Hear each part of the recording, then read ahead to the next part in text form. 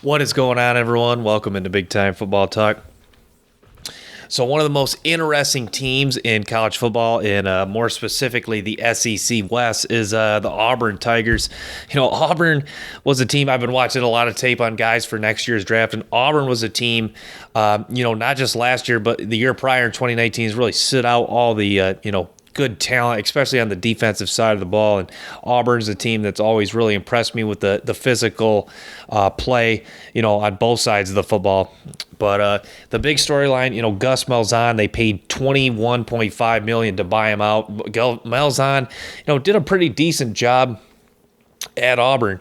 He, led them to an SEC championship, got them back another time, lost to Georgia, was able to defeat Nick Saban a couple times there. And, they're just kind of getting tired of, the direction of the program. They weren't, they were the spark and some of the big plays and the national title run that fell just short back in 2013. They thought kind of the innovation of Malzahn's offense had kind of died out a little bit. So they chose to they bring in former Boise State head coach Brian Harsin, who did a tremendous job over at Boise State. And the big news, Bo Nix returns a quarterback, highly regarded quarterback coming out of high school, who last year was a little bit up and down. He was able to sustain some drives, but you kind of just saw that Nix is not really a guy that can just sit back and pick you apart in the pocket. You see his athleticism, though. He's a tremendous scrambling quarterback and has the ability to make some plays on the run and kind of get outside the pocket and make things happen when the play breaks down. So I don't mind Bo Nix. I think he's a solid player. It's just that the key is this year with you bring in an offensive guy like Harsin, who's been around the Boise State program, a program that has a lot of success offensively, and you'll see what Bo Nix can do now in his true junior year. So Auburn, they're at Penn State September 18th, at LSU, at Texas A&M, and then Bama at home. The guys on the defensive side of the ball I really like. I think Roger McCreary is by far right there as one of the top 2-3 corners in college football. He's just a tremendous corner, does a great job man to man. They trust him, on an island against the guy, whoever the best receiver on the opposing team they're playing, and he just does a fantastic job. Got some good speed and just plays with good physicality. That's really what stood out to me. Auburn always has, some physical, tough defensive players. And you saw 2019 them losing Derek Brown and them also, losing Marlon Davidson.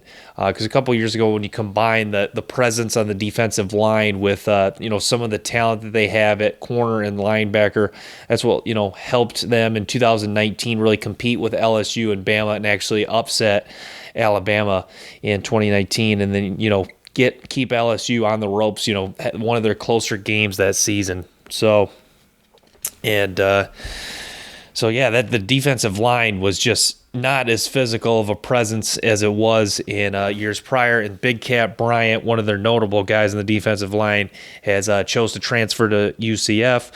But they do have guys like Smoke Monday, who's a physical safety with good size. Colby McClain, a very hard-hitting linebacker that's just all over the place. And then Owen Papo, who might be the best linebacker in the country. He's do-it-all. He can cover, run sideline to sideline, get off blocks. Want to watch more tape of Owen Papo, but tremendous talent and former 5-star coming out of high school.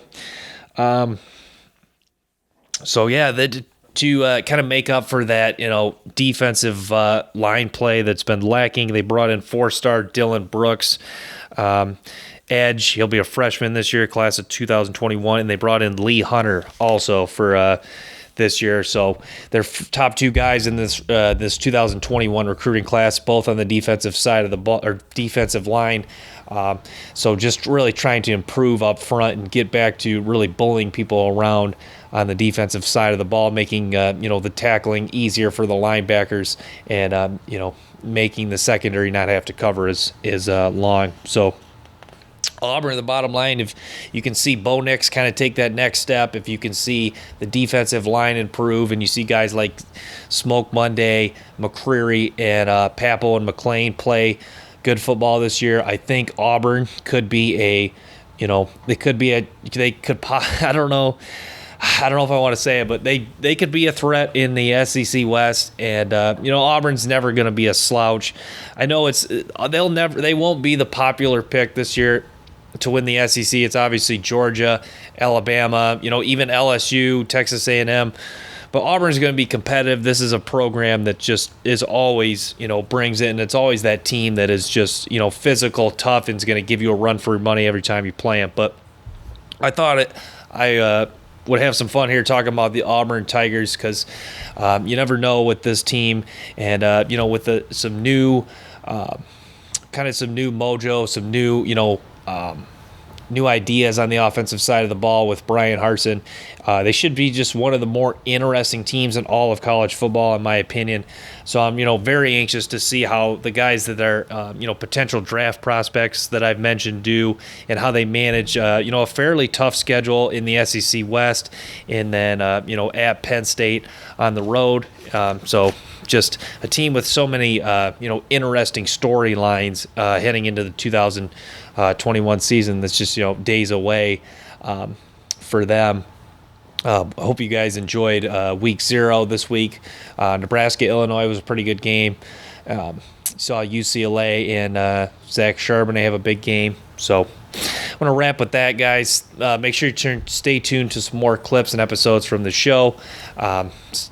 Thanks so much, guys. Till next time. Peace.